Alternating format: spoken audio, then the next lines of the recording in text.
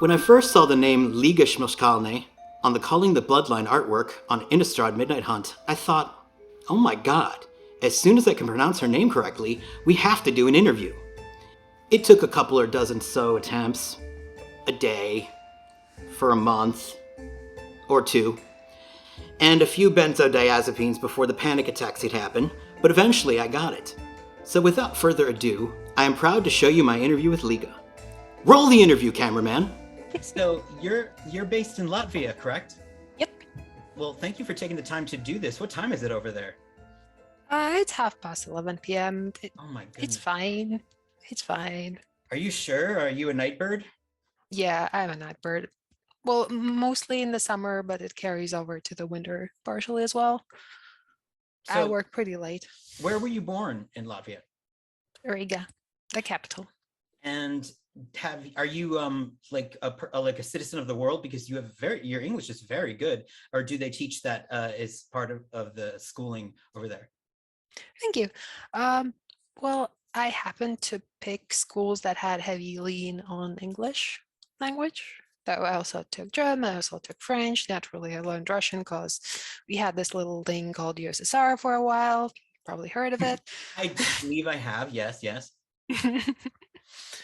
And yeah, well, I just use English so much nowadays for work and stuff, and just being online that it's gotten better. How many languages can you speak? Uh, Latvian fluent, obviously. English pretty okay. Russian is horribly out of practice because I do listen to it, I do read it, I don't speak it that often. So my spelling needs work, and my German and French are just really rusty. I can read them mostly, but I it's not think that great. that sounds like you can speak four of them. I Uh, You guys are always so modest about it because when I talked to Mila Peshik, she was very modest about it too. She's like, I can't really speak all this stuff, and it's not that impressive. I'm like, yeah, to somebody who can only speak one language, I mean, that's impressive. well, it's a tiny country here, so you kind of have to branch out. You can't get very far with Latvian alone. I mean, most people haven't heard of it. I know about it because of distant family members. I have a Oh, little bit in cool. my blood, but that's the gist of it. It's like is it a fishing nation? I mean, we do have a port city, a couple of them. What's Latvia known for? Like, what would you say it's known for if it had like a cultural like icon? What would it be? Oh, we are so not known. Um, well, I guess the summer solstice is kind of a standout. And oh, and also the Song and Dance Festival, that's in the European Cultural Heritage Program. But it's mostly just whoever, I mean, generally when people visit, especially in summer, because that's when it is, obviously, that's kind of the big one because we get lots of like bonfires. We get flaming torches. We get flaming torches lit by flaming arrows. We get flaming wheels getting rolled down the hill. There's a trend here. I'm sure you're noticing it. There's a lot of stuff that's on fire. Oh, absolutely. And it always rains. And it's basically something that you celebrate all night from June 23 to 24. It's all night long. The night is itself not very long. And there's also beer is a big part of it. There are special pastries for it. There are special songs for it, special dances. It's just a huge deal. It's really Sounds good. like fun, actually. It is. It sort of sounds like you take a comp like actually it sounds a little bit like they sort of maybe took a little aspects of it for the Innistrad set and what they did with the storyline. There are some themes though. Innistrad feels more like I don't know something more like autumnish, winterish. All in all, because it's just cold. Not really summer solstice anymore. Right, right. So my question, I mean, first of all, your piece for Bloodline Culling, I will say right off the bat, is my favorite piece of the entire Midnight Hunt set. It is Ah, thank you. just so good. And we'll get to that. But what I wanted to know is where did you originally begin your art education? Were you drawing like everyone else where you started very early? What was the evolution for you as an artist? Mm, well, from what I'm told, when I was 3, my mom decided to find out what happens if she gives me paper, paints, and we also had an old little easel. And here we are. Really? Yeah, yeah. And so when was your first, like, I guess, what was the first published and or paid artwork you got? The, are we counting as exhibitions? We are counting anything that is noteworthy if you want a prize or if something gave you, you want an accolade. Oh, that's a really difficult question. Mm, hmm. That's a really difficult question. Actually, If, I don't know because I've if been doing client work for a very long time. So every now and then something has been published. Every now and then something has popped up in like oh yeah, like the ballistic publishing books. There's like lots of stuff popped up in there. Oof. I don't know that I can answer that in a concise way. it's okay, I mean, that's an honest answer. So back to your evolution as an artist, what would you say if you were able to do whatever kind of art it is that you wanted to do, your own personal style? What would you describe that style as? Hmm. Well, bright colors, lots of shiny things, and weird creatures. That would be my perfect combination. I do often get to do that, but not always. And what would you say your favorite weird creature is? Oh, something with many legs, questionably placed eyes, and whatever strikes the fancy at that point, not like an existing creature. I like Just that weird stuff. response. A questionably placed eyes. That could be anywhere. That could be on your forehead or your nipple. It depends on what you decide questionable is. Yep, I've drawn that too. There was an elf with a nipple eye once. And wow, that's good for them. Like that's something I could never understand. But you know what? I don't need to because I'm a human with eyes on my head. So I guess kind of disappointing for me. So you did a lot of really colorful pieces for Magic. You're right now I'm looking at the Magma Opus, and it's stunning. And you also got a chance to do the Leyline Invocation. What was the very first piece that you worked on? Leyline is the very first one for Magic. And how did you go about getting connected with Wizards? What was the process? Oh, that one is going to be really disappointing. Why? Well, basically, one of the art directors sent me an email and said, "Hi, um, I know you from Android Netrunner. Do you want to work on Magic?" And I said, "Yes." No, you said they said we know you're from what? Android Netrunner. It's living card game by Fantasy Flight Games. I was on that for I want to say 6 years, something like that. And so basically your portfolio spoke for itself. Well, I mean, card game industry is kind of not that big. There are a few major players, and I think the companies more or less keep an eye on each other, to some extent. And FFG and Wizards do have a relationship because there have been like licenses getting moved this or that way. So there are connections, and occasionally people just kind of migrate from one to the other. And did you did you play Magic, or were you aware of the importance of Magic, or was Magic a goal for you as far as doing art? Well, I was under the impression that it's like largely people art. I mean, there is a lot of character art in there. So I thought, well, I don't know if they'd want me. And well, turns out they do want me, and they do have ample room for weird, shiny stuff as well. That was a fantastic discovery. it's a big shift that's been going on with the magic art, which I think is very exciting, is that they're taking on so many different styles, so many different types of ways to express artists to express themselves. This is an ideal time for someone like you to come in. However, you are also very skilled, as Bloodline Culling shows, at doing people. When I say people, vampires, but humanoid type creatures. Now, how did that assignment come about? Because it seems like a big jump for you as far as creative output goes. Vampires are people too. Um, I don't know. They just dropped that in my inbox. For some reason, they decided I'd be a suitable artist for that. I think it's because technically it's like a spell card, and I have been getting mostly stuff with spells and magic in it. In this case, it's visually not so spelly and magically, but my best guess is that it was a fit. I don't know. It was unexpected, but it was fun. What was the description? Was it as in depth as what your final product was, or what did it say? Let me find it. So the description goes like this. We see a row of beloved family portraits, but defiled by lines of blood that have been dragged across them. The vampire Olivia Voldaren has run her bloody fingertips across them, desecrating each portrait. Maybe blood covers the person's eyes in each portrait. Olivia smiles mischievously, revealing that she has recently fed.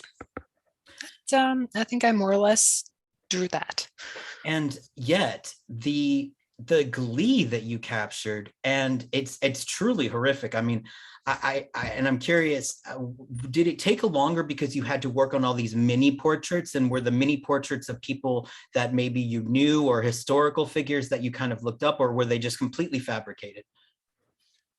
Those are kind of basically just whatever I felt would look good for the family. Like I wanted to have like a very serious patriarch figure in there, because it just seems like the typical kind of thing. Like he would be like, he's the big guy and he's in the middle and Mm-hmm. he's looking very serious.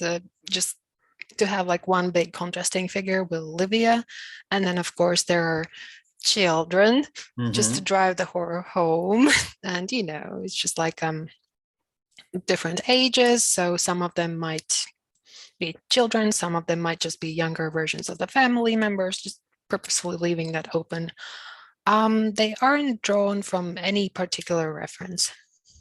And when you do something like that, because I mean, it truly is, I think, one of the cards that, because up until this point, I don't know how familiar you are with Olivia Voldaren's sort of storyline, but up until recently, and really up until this set, she's been sort of she's been, and excuse my language, a bitch, but she's not been this like villainess, this vicious monster.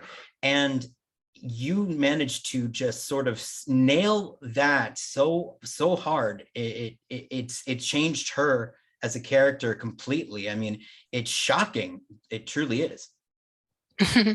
Well, in this set, there's quite a lot of like more or less openly horrible things going up. Like the vampires are just really ramping things up a little bit. So having that kind of, you know, having a drunk with power sort of moment, I think kind of fits just the overall scenario as well.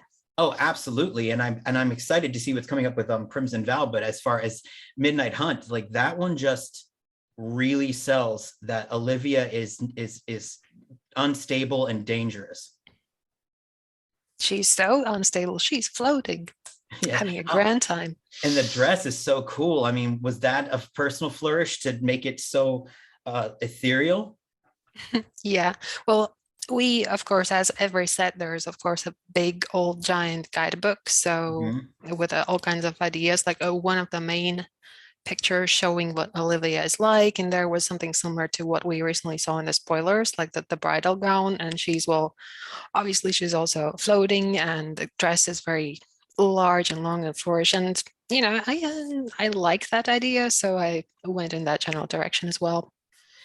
Now, I believe that, and I could be mistaken because I could be a dum-dum, but it is your primary form of doing art, is it digital or do you do analog? Digital. Digital? Oops, sore throat. Oh, Sorry, just let me have my coffee. have your coffee. There we go. Yeah, I do digital, unless you count like horrible, mangled little thumbnail sketches in my sketchbook.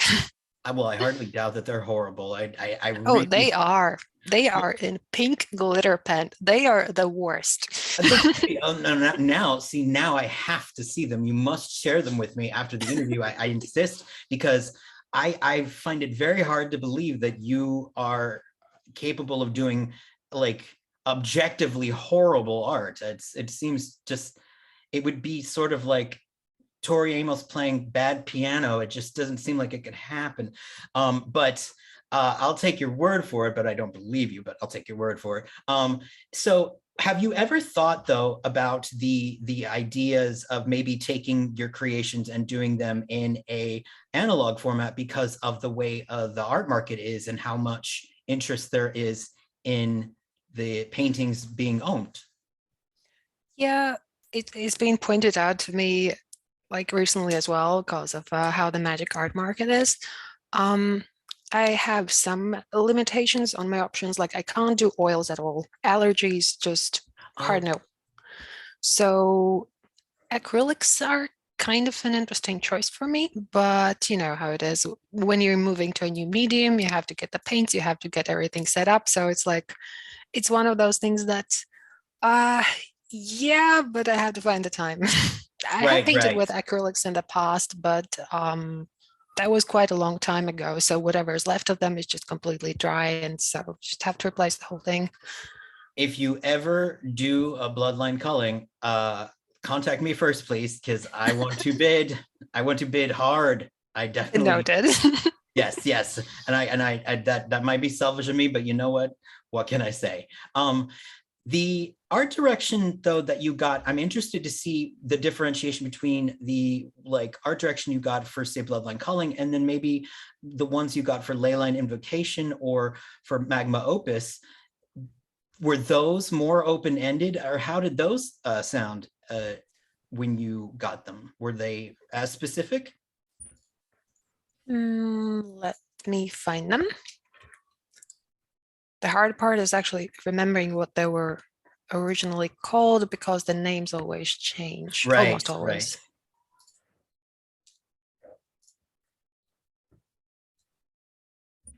Okay, so Leyline Invocation goes like so. The spell uses mathematical magic to summon a huge fractal life form. Take inspiration from pages this and this in the guidebook, in which relatively tiny Quandrix mage is summoning a massive fractal-like monster made of repeating shapes. So this is fairly open. Mm-hmm. And then the Magma Opus, I assume that there's the reference to the elephant. Is that what I'm seeing, or is it an angel? It could be either, but that I'm looking at. What? This one was definitely supposed to be an elephant. I only realized about the angel thing later when people were pointing that out, which was really fun for me. I mean, it works either way. I mean, it's certainly like, I mean, because there's one card where an elephant spirit is rising. I mean, why couldn't an elephant become an angel? You know, like who's to say? If Mhm. vampires are people too, why can't elephants be angels? Yep, and that is a magical elephant, so it can be whatever it wants to be. Now, Keyforge, that seems like you had a lot of fun doing those pieces. Those are wicked cool. Your Cobra is stunning. When did you? Cobra is Netrunner, Pardon by me. the way. I will have to correct you. Oh, it Cobra is. is from Android Netrunner. Oh, I'm sorry, I misread. Oh, dum. Yeah, you are correct. Netrunner. I apologize. That's fine. The Cobra, like, how did you learn to develop that style of color? Was it something innate that you started doing? I mean, when, I always imagine, maybe you learned how to do an animal first and then you sort of learned how to do colors, but how do you evolve to become so unique with that kind of combination of styles? Mm, that's a difficult question. Well, I always liked drawing with bright colors. It's kind of my thing, and just like bright colors, drawing fancy, shiny light effects, that kind of stuff. So, well, Android Netrunner does play a pretty big part in just like refining that style. Because for that game, I was doing all cyberspace. And that means everything had to look like it's bright. That was always in the description. Things have to look bright and kind of dreamlike and like they're made up of light. And I just really clicked with that whole general visual direction. So I got to really, really, really focus on that. And that was great. Do you have, is it more challenging to do a piece, say like the Android Netrunner event illustration where there is a high amount of symmetry? Are those more difficult because you have to do that, or are there ways around it that you can use the program? Or are you one of those people where you just do it as is and then go from that? Well, it kind of depends. I mean, if it's like a dreamlike creature that's not necessarily constrained to having that one shape forever, it can look a little bit flowing, it can be distorted, then of course it doesn't have to be like exact symmetry, it just has to be like, nah, more or less. That's of course easy because if something looks kind of funny on one side, that's okay. I can make a flourish out of that. I can just have fun. With people, it's a little bit more complicated because, arms should probably be the same length most of the time and that kind of stuff. So I prefer to draw the wild dreamlike stuff because I can just, see where it's going and maybe like push it into weird directions along the way as I go. And it's fine because it's not going to conflict with any kind of design. Who are some of the most, for you personally, influential either artists or paintings that you have sort of incorporated into your DNA as an artist? Well, Dali is definitely in there. I loved all, I used to go to the museum. I lived in St. Petersburg for years and I loved going to that museum like over and over. Oh, Hermitage. In Florida. Oh, that's St. Petersburg. Okay. St. Pete Light. It's not the real one. It's the junior St. Pete. I see. Yeah, I've been to Dali's museum in Spain and just like, I don't know, always been a big fan of like the I guess the daring approach because he'd just do whatever he felt like doing and made it look good. And it's just, that there, I would say a lot of modern artists I just like looking at. I mean, because nowadays you can just look at so many different styles online. You can just explore all kinds of ways to approach different subject matters, different ways of rendering things. Hmm.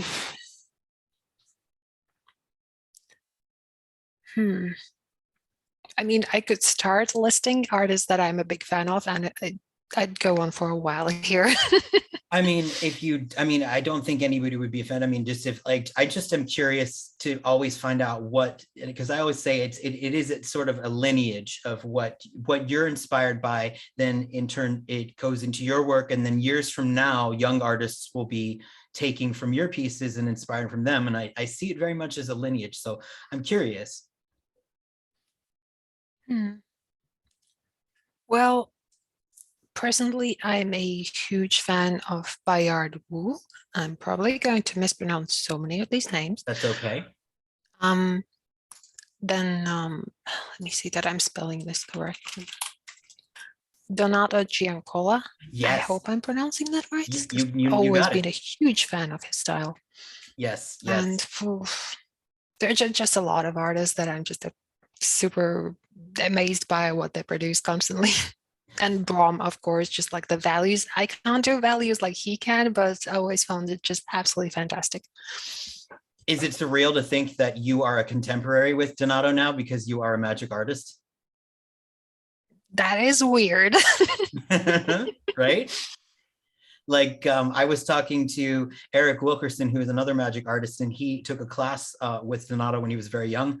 And as he was getting ready to leave the class, Donato said, after this is over, you're going to be my competition. And he was like, oh. And so it must be surreal to think that, but it's true. You are a contemporary with him.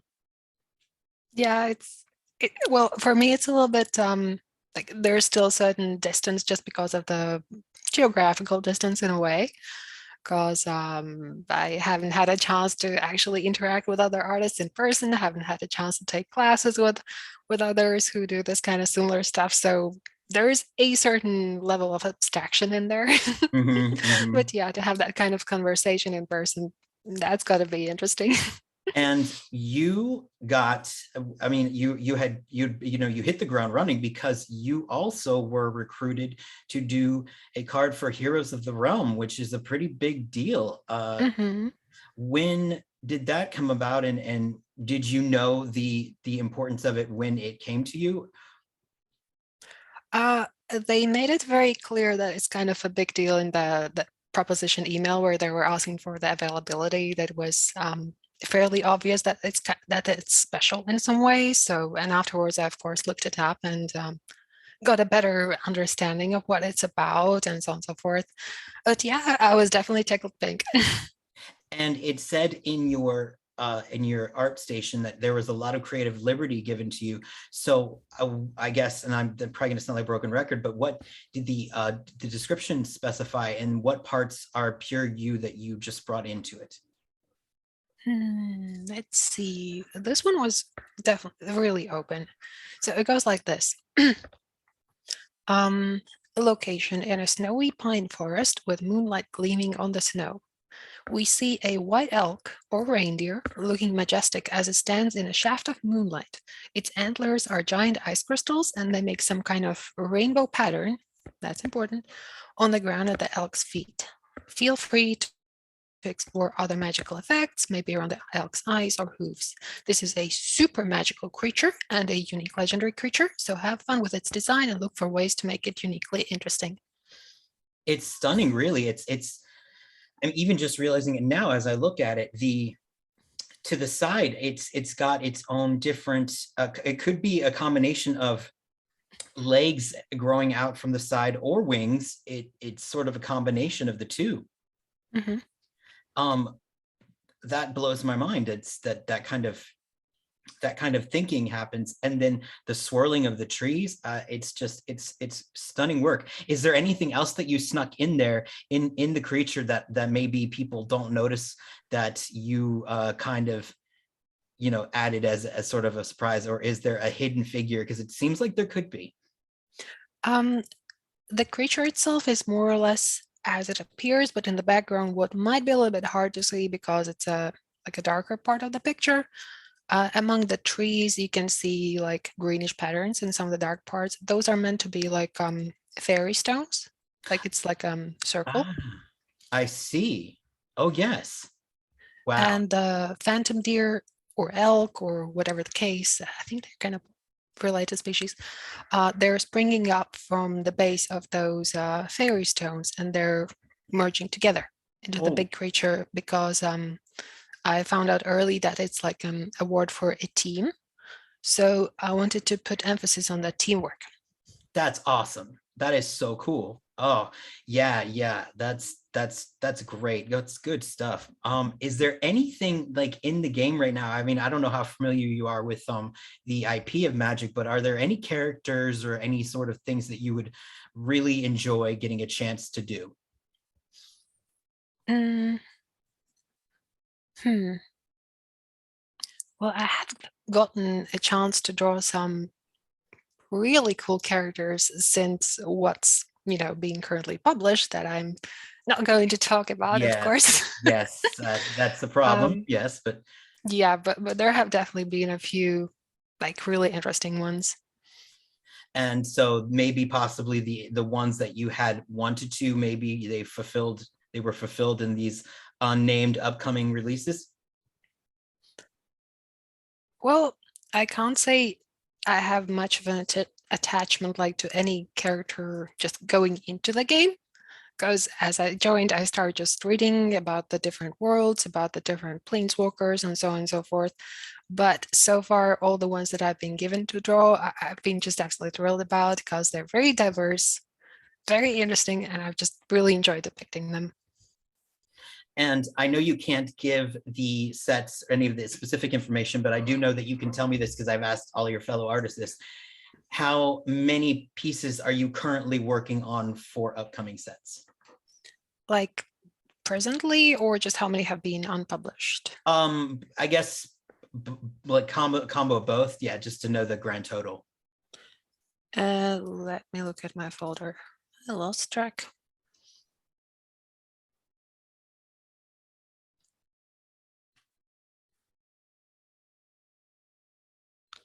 Okay, so right now I'm working on number 21 and 22, and I should really be getting to sketches on the next two as well. Wow. Wow. Okay. That's so you've got your plate full. That's Yeah.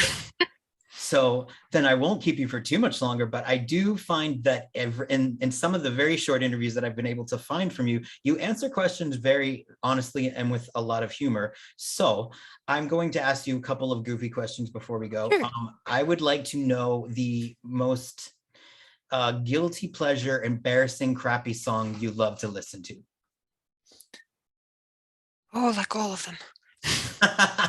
Well, no, you can't go that way. I couldn't give you one. How about for me, it would be that song Barbie Girl by Aqua. That's Oh, I love it. yeah, Absolutely love it. yes. Actually, for a while, I went on a binge and listening to all of the Weird Al's repertoire, and he covers so many good ones. And let me tell you this, he is amazing live. I mean, we're talking like amazing live. Like he is an incredible musician and a performer. He changes outfits every set to match the videos. Like he even came out with the fat outfit and he blew up like on Oh stage. my goodness. And he at the end, him and his band did a 12-minute jam, and he's the his ability as an accordion player is insane. If you ever get a chance to see Weird Al live, do it. He was one of the best live shows I've ever seen. I absolutely believe it. He has so much energy. Like he gets really into performing. It's like so good. Also, another person whose music I really, really enjoy, I've been listening to his concerts when drawing pretty often, is Tom Lehrer. Okay. And so like it's what genre is Tom Lear? Is that what genre is he in again? Ah, goodness, that's a bit. I'm not sure about that. Um, his most easy to find song by name is "Poisoning Pigeons in the Park." Oh, that's fun. I do that all the time. No. Yeah, and he plays the piano and he sings in his concerts, and he has a lot of like satire in the lyrics, and it's just fun. Sounds great. What was the last movie that you saw that you would be embarrassed to say you saw it? What was the last movie I saw? I don't actually watch movies very much at all. You're not a big movie person? Huh. Not at all. Well, then, so are you a reader or is it just art? Well, generally, I have some kind of like a let's play going on in the video on my second monitor while I work. That's kind of like my favorite pastime while I'm working, which is most of the day, because then I can just partially listen, partially, sometimes look at what's going on over there, and just, kind of feels like I'm playing games while I'm also being productive. What is Let's Play? I'm a Luddite. What is that? Let's plays are basically when somebody who's typically streaming or recording videos, when they're playing a game of some sort and providing commentary as they do. I see. Okay, see I'm 40, so I had a very hard time understanding why anybody would be interested to watch another person play video games, and I was blown away that like it's not only are people interested, but it's an industry. And I was like, if you had told me when I was 9 people would pay money to watch you do this when I was playing like Castlevania, I'd have been like, no, I wouldn't. And stop getting my hopes up. But so Let's Play is your thing. I'm a big Audible person. I wonder if you like Audible as far as listening to books. I haven't tried it, but that's definitely something on my radar. Oh my God, it's so good. I mean, we're talking like they get some of the cream of the crop to narrate these books. I mean, To Kill a Mockingbird, Sissy Spacek performs the whole book, every character. It's insane, insane good.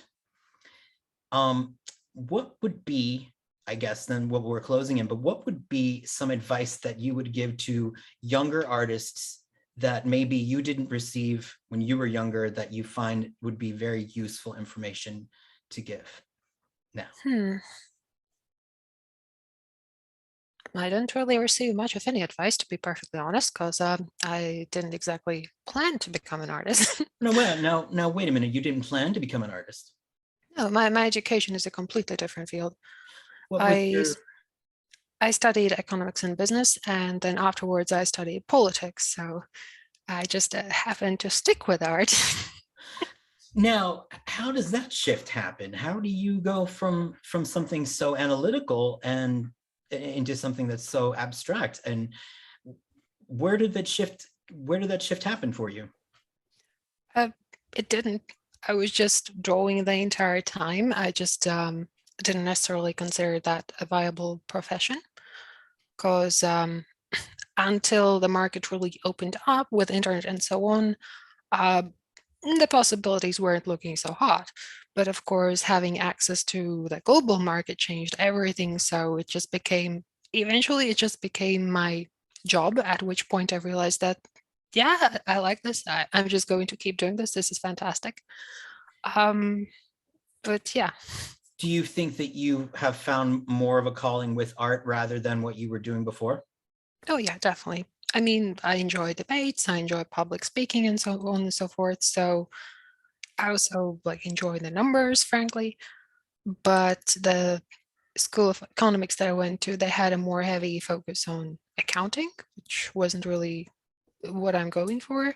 So Mm-hmm. I figured, okay, I'm going to take my economics and I'm just going to supplement that with politics because it's a good, useful combination. But in the end, I realized that, you know what, this art thing, it's really working out and it's what I would prefer to be doing anyway. So just stuck with that. So what did you think? What are some of your thoughts on Liiga? What would you have asked her? Did you ever see an elf with nipples for eyes? Tell me in the comments. You can go even further and like and subscribe. It means a lot to me. Of course, I would never let my happiness be determined by something so arbitrary. Some people might do that. Not me, though. But if I did do that, you'd see how much a like and subscribe would matter. You hold that power in your hand. Just one click. Please. I beg of you. Just this one last time. I swear. I won't ask anymore if you give me that. Just that like. I want it. I need it. Okay, lovers. See you next time.